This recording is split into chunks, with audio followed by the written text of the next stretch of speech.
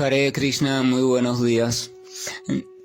Namah Vishnupadaya Krishna Prestaya Bhutale Srimate Bhaktivedanta Swaminiti Namine Namaste Saraswate Deve Gauravani Pracharine Nirvishesha Sunyavadi Pashatya Deshatarine Shayatri Krishna Chaitanya Prabhu Nityananda Tri Abdvaita Gadadhar Rivasadi Gaura Bhakta Vrinda.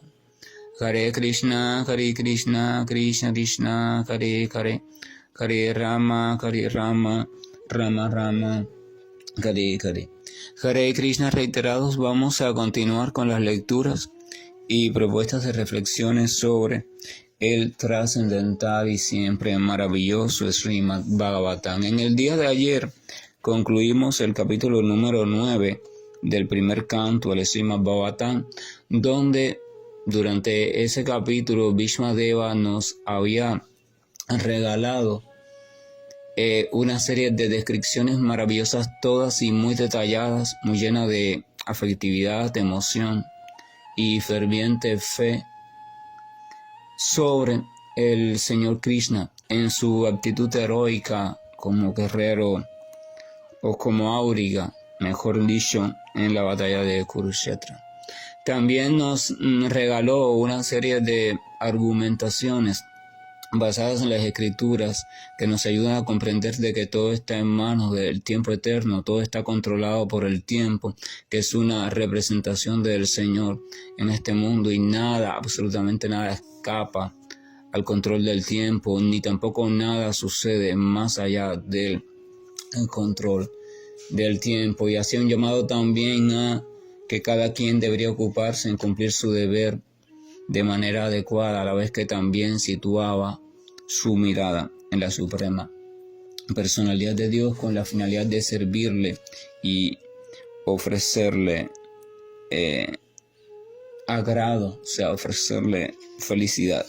Por tanto, vamos a iniciar el capítulo número 10. Dice: Saunaka Muni preguntó. Vamos a recordar siempre esto. Srimad Bhagavatam es un conjunto de preguntas y respuestas. Y en este caso estaban siendo planteadas las preguntas en el bosque de Naimisaranya de algunos sabios allí reunidos preocupados por el bien de la humanidad, y allí estaba también Suta Goswami y estaban haciéndole preguntas a él. Y entonces esos sabios estaban encabezados por Saunaka Muni. Entonces, después que Suta narra todo esto de Sukadeva Goswami, disculpen, todo esto de Bhishmadeva y estas cuestiones, entonces ahora Saunaka Muni le va a hacer nuevas preguntas. Dice el texto: Saunaka Muni preguntó: después de matar a sus enemigos, quienes deseaban usurpar su justa herencia, ¿cómo es que gobernó a sus súbditos el más grande de todos los hombres religiosos, es decir, Maharaj Yudhishthira, asistido por sus hermanos? Seguro que no pudo disfrutar de su reino libremente con la conciencia tranquila. O sea, la pregunta ahora que quieres saber, la curiosidad es, bueno, ya la batalla se terminó, ya pasó todo esto del luto y estas cuestiones, viene la etapa de reconstruir un reino. ¿Cómo es que lo hizo? ¿Cómo es que Yudhishthira gobernó junto con sus hermanos? O sea, porque es muy difícil que haya podido gobernar con su conciencia tranquila, porque seguro todavía estaba pensando en esta cuestión de los muertos en la batalla, de los familiares ausentes, ¿verdad? Quiere saber ahora cómo fue que Yudhishthira gobernó junto a sus hermanos. Suta Goswami dijo: el Señor Sri Krishna, la suprema personalidad de Dios, quien es el sustentador del mundo, quedó complacido después de restablecer al rey Yudhishthira en su propio reino y después de restaurar la dinastía Kuru, que había sido acabada por el fuego de la ira, el cual es como el que causan los bambúes en el bosque. A veces uno en un bosque puede ver que si algunas ramas secas por la fricción del viento, o sea, por el empuje del viento, empiezan a moverse y en su movimiento se friccionan entre sí y lo hacen con constancia y con fuerza, y esas ramas están bien pegadas entre sí, la propia fricción en tiempo de verano puede provocar un incendio debido al calentamiento progresivo, y ese incendio que comienza por esa fricción puede quemar todo el bosque, causando un gran daño. De la misma manera se dice que en Kali Yuga la cualidad de la entidad viviente es tan inestable que a la más mínima fricción que ocurre debido al caldeo de ánimos se provoca una chispa, y esa chispa, si no es tratada a tiempo, puede provocar un fuego, y ese fuego se convierte en un gran incendio que es capaz de devastar la paz de la humanidad completa, así como también toda esperanza de progreso en sentido social y en sentido espiritual.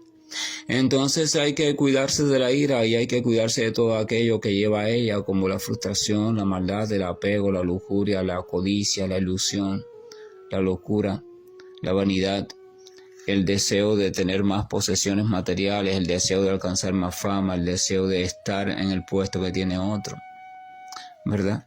Entonces, porque la dinastía de los Kuru, los primos de los Pándavas, debido a esa ambición, debido a la ira que le provocaba esa ambición y la frustración de que sus primos aún estuvieran vivos, eso los llevó hacia la perdición.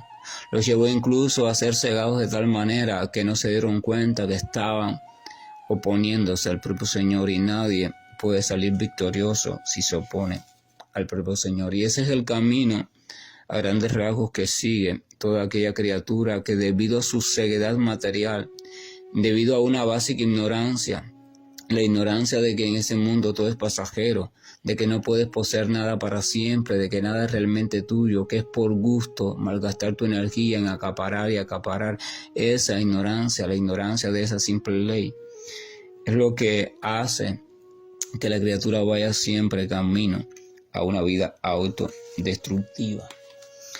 El texto continúa diciendo, el texto 3, después de que Bhishmadeva y el infalible Señor Krishna lo iluminaran con sus palabras, el rey Maharaj Yudhishthira se dedicó a asuntos relacionados con el conocimiento perfecto, pues todos sus recelos habían sido erradicados. Así pues, gobernó la tierra y los mares, y sus hermanos menores le siguieron.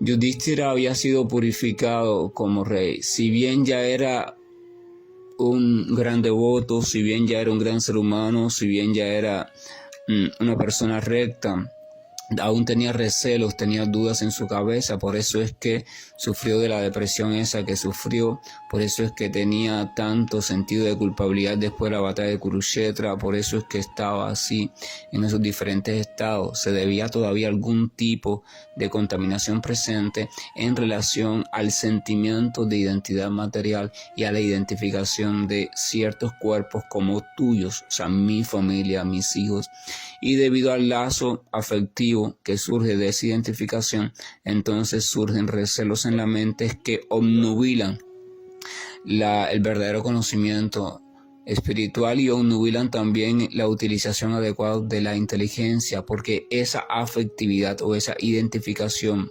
preferencial con respecto a esas personas va a hacer que esta persona en cuestión, o sea, usted no sea imparcial en su juicio ni en su toma de decisiones, porque ese cariño va a hacer siempre algún contrapeso. Entonces usted no va a poder ser lúcido, no va a poder actuar de acuerdo a la inteligencia verdadera. Pero sin embargo, debido a las diferentes palabras y orientaciones, así como la influencia espiritual de su abuelo Bhishmadeva, y debido también a la presencia y palabras y influencia del propio Señor Krishna, Yudhishthira fue capaz de quemar todas esas imperfecciones que aún le quedaban. Y entonces, al quedar completamente establecido en la inteligencia verdadera, y al quedar también bien instruido ya completamente por las autoridades máximas, entonces estaba listo para gobernar sobre la tierra y sobre los mares, y también para ser apoyado y seguido por sus buenos hermanos El texto 4 dice: durante el reinado de Maharaj Yudhishthira, las nubes vertían todo el agua que la gente necesitaba y la tierra producía en abundancia todo lo que el hombre requería. En virtud de su voluminosa ubre y de condición jubilosa, la vaca solía humedecer con leche los pastizales, los ríos, los océanos, las colinas, las montañas, los bosques, las enredaderas y las plantas medicinales. En cada estación le pagaban al rey pródigamente su cuota de impuestos. Aquí Sutta Goswami describe cómo el reino comenzó a florecer, tanto desde el punto de vista de la naturaleza y sus riquezas naturales, así como también desde el punto de vista de la armonía y la paz ciudadana, lo cual se describirá más adelante. Esto se explica porque uno de los nombres de Krishna es Madhava. Este Madhava hace referencia al Señor Supremo como esposo de la diosa de la fortuna, o sea, visto en su concepción como Vishnu o Narayana. O sea, se dice que la diosa de la fortuna o la prosperidad en todo sentido siempre está allí presente donde está el propio Señor Supremo, porque ella siempre está queriendo ofrecerle servicio. La fortuna verdadera o la prosperidad verdadera no es más que el resultado de la energía del propio Señor tratando de agradar al Señor. El Señor está allí donde está el Señor, entonces ella siempre está queriendo que esté todo desbordado de amor, todo desbordado de producción, de prosperidad. Todas las cuestiones que existen allí, plantas, piedras, océanos, comienzan a enloquecer de amor por el Señor y quieren ofrecerle lo mejor de sí. Las vacas empiezan a producir abundante leche, las plantas abundantes frutos, granos, hojas muy verdes, no hay enfermedad en ese momento, todo es equilibrado, los ríos, la lluvia, todo es armonioso y todo es próspero.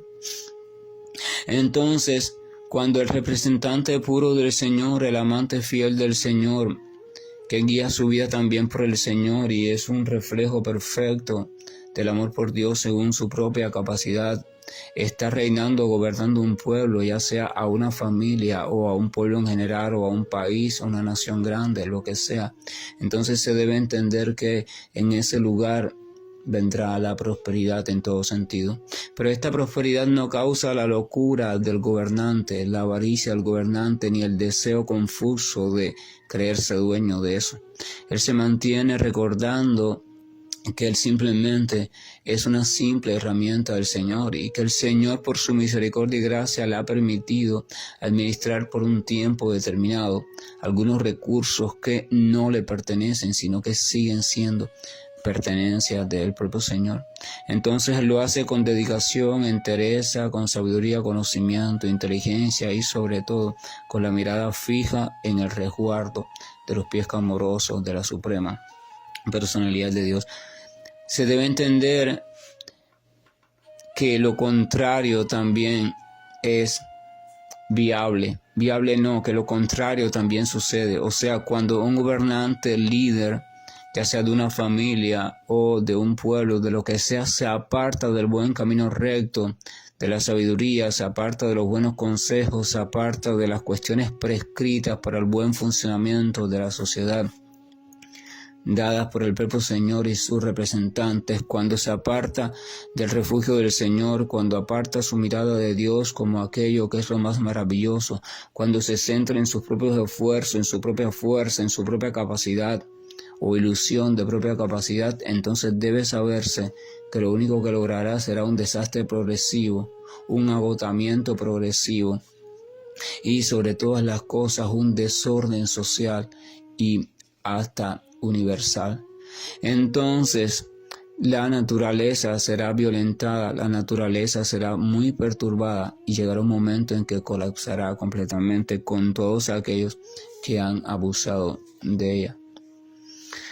A veces uno se dice, no, cuántas cuestiones no hay en este mundo tan desastrosas y estamos tratando de solucionarlas, pero las estamos tratando de solucionar por nuestros propios medios, por nuestras propias energías, por nuestras propias ideas y estrategias a expensas del Señor. Estamos en esa idea tonta de que podemos resolver todo este asunto, pero vemos que cada vez hay más asuntos nuevos, más asuntos graves, más asuntos complejizándose y entremezclándose entre sí. La situación es cada vez más desastrosa y no acaba de ver el ser humano que todo eso se debe a una cuestión básica, un divorcio del Señor. Un querer caminar el camino independiente al Señor, un querer caminar un camino que no conduce al servicio amoroso a Dios. Así esa es la cuestión. Entonces, todos los pueblos, todas las naciones deberían alzarse y aquellas personas de corazón luminoso y bueno que habitan en ellos deberían elevar oraciones al Señor de súplica para que por favor ilumine, si así lo considera, el corazón de todos aquellos que están fungiendo como líderes, tanto a nivel pequeño, escala pequeña, o sea, en los hogares, así como en los poblados, las provincias, los estados, los países, los continentes, la tierra toda. Que ilumine sus corazones para que puedan rescatar de nuevo la idea y el deseo de ejercer su liderazgo guiados y orientados por la sabiduría, el amor de Dios y también el amor hacia Dios, sabiéndose herramientas de Él. Esa es la verdadera solución.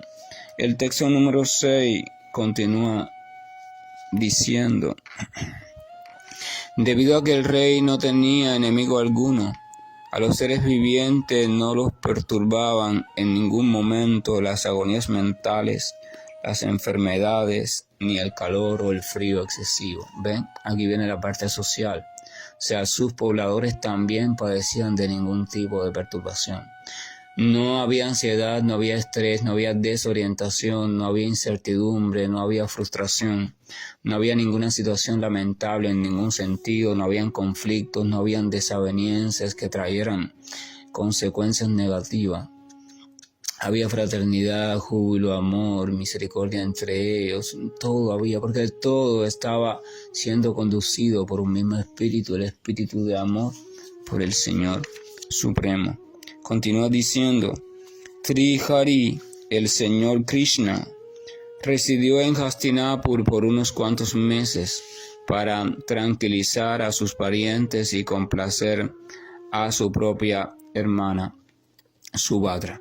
O sea, se dice que el Señor Krishna permaneció allí en esa ciudad todavía unos meses, porque bueno, sus parientes, sus primos y las esposas de sus primos le habían dicho: por favor, quédate, no te vayas a ir. La reina Kunti también: por favor, mira, está con nosotros un poco más, tú eres...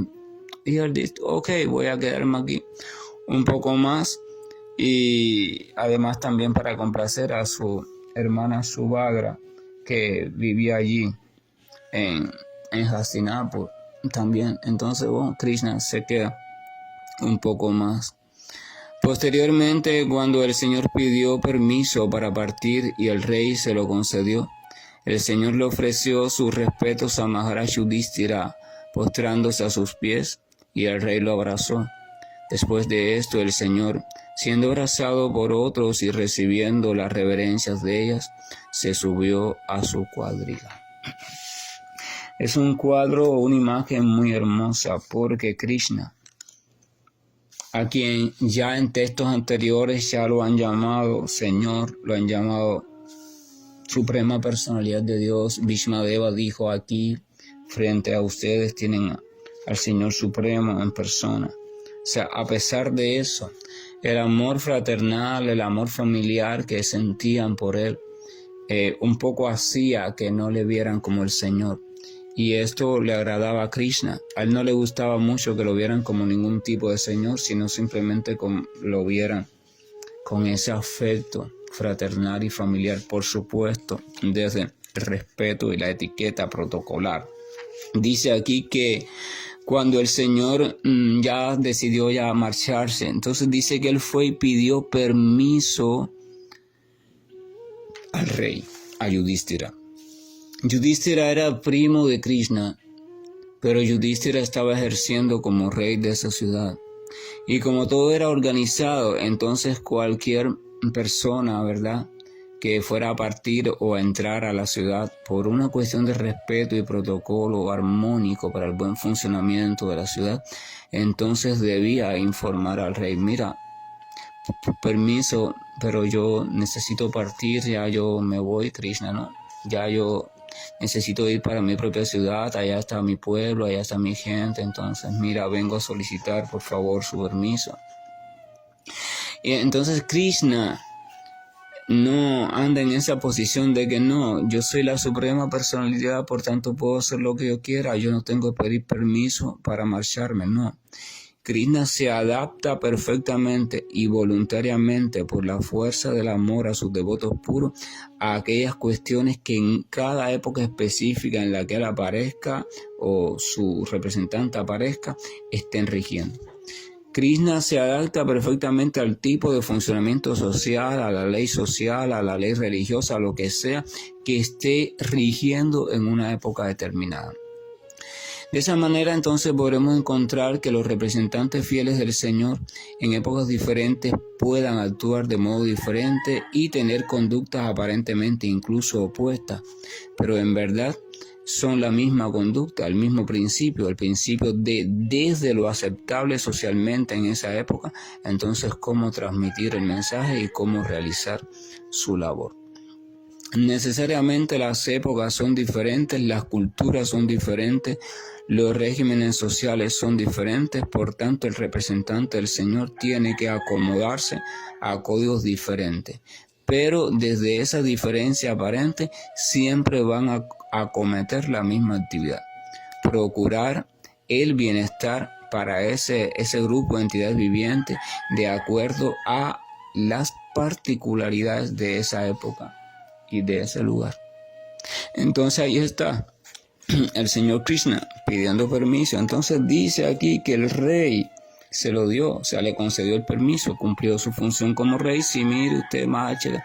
Pero después de eso no pudo más y entonces cumplió también su deseo como amigo y bien queriente. Dice que el Señor le ofreció respetos al rey después que le dio el permiso. Se postró a sus pies. Señor Krishna se postra a los pies de su devoto puro. El Señor Krishna voluntariamente ofrece reverencias a su devoto puro. Nadie puede hacer que el Señor Supremo se postre a sus pies. Nadie, porque no hay nadie lo suficientemente fuerte, poderoso, etcétera, etcétera, que pueda lograr eso a la fuerza, ni hay ninguna forma de hacerlo. Nadie puede violentar al Señor, nadie puede intimidar al Señor, nadie puede comprar al Señor. Sin embargo, el Señor voluntariamente, aquí lo vemos postrándose, poniéndose a los pies de Yudhishthira, porque Yudhishthira es su devoto puro, amoroso, recto, adecuado, compasivo, misericordioso, brillante. Ese es Yudhishthira. Y entonces el Señor le da felicidad a estar allí a los pies de tan maravillosa alma. Y dice que el rey lo abrazó. Yudhishthira lo abrazó. El rey tampoco abraza a su súbdito ni al que se pone a sus pies, porque no es adecuado desde el punto de vista de la etiqueta, pero Yudhishthira saltó la etiqueta y, movido por el amor genuino hacia Krishna, lo abrazó. Entonces dice, después de esto el Señor, siendo abrazado también por otros cercanos y recibiendo las reverencias de ellos, se subió a su cuadriga. Y bueno, el Señor se va a marchar de Hastinapur. Entonces estamos en el texto número 8, donde los Pándavas ya están restablecidos en su reino adecuadamente, ya todo está en el orden, la tierra está prosperando de forma maravillosa, la diosa de la fortuna, o sea, la energía de amor de Dios y la energía de gozo y la prosperidad sustentada sobre Dios está floreciendo en el reino debido a que el reino está siendo guiado por un corazón recto y amoroso situado firmemente en el Señor. Lo mismo sucede en la vida a nivel personal. Nadie puede aspirar a una vida floreciente. Este floreciente no necesariamente desde el punto de vista material, sino floreciente desde las buenas cualidades. La verdadera señal de que Dios está con usted, de que usted está siendo agradable a Dios, es que en su vida empiezan a florecer y continúan floreciendo cada vez más las buenas cualidades. Porque en el devoto puro, en el devoto fiel, puro no, porque al principio nadie es puro, en el devoto sincero del Señor, florecen paulatinamente todas las buenas cualidades de los semidioses. Se explica y se afirma en la Escritura. Así que la verdadera fortuna, la verdadera prosperidad es esa. No significa que vaya bien en un sentido o en el otro. Puede ser que debido a las buenas obras, entonces se muestren ciertos tipos de prosperidad material en su vida. Pero aún así el devoto no se centra en eso. Agradece al Señor, esto debe ser por algún tipo de misericordia, y sigue centrado en servir al Señor. Y también si llega el momento en que toda esa supuesta prosperidad material desaparece, entonces el devoto tampoco se perturba. Él sigue centrado en los pies del Señor y agradeciendo al Señor por estarle dando la oportunidad de mantener su mirada lo mayor posible en sus pies, y de estar sintiendo un deseo cada vez más creciente de servirle y un menor deseo hacia la cuestión del adueñamiento o el deseo de posesiones materiales, fama, etcétera, etcétera.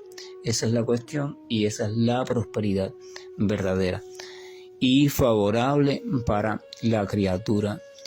Y esa es la prosperidad que siempre acompaña inequívocamente a aquella persona que sinceramente está deseando avanzar hacia la suprema personalidad de Dios.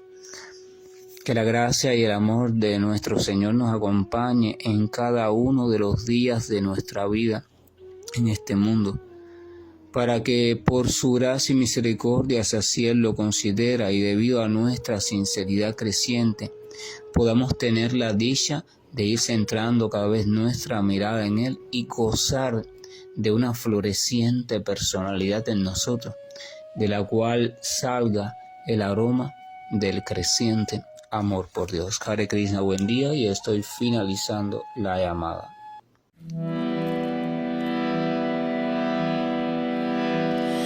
Hare Krishna, Hare Krishna,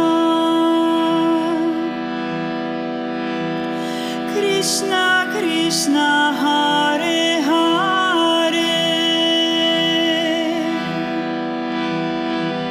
Hare Rama, Hare Rama, Rama Rama, Hare Hare,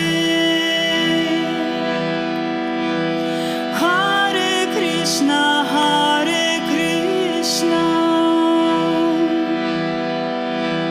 Krishna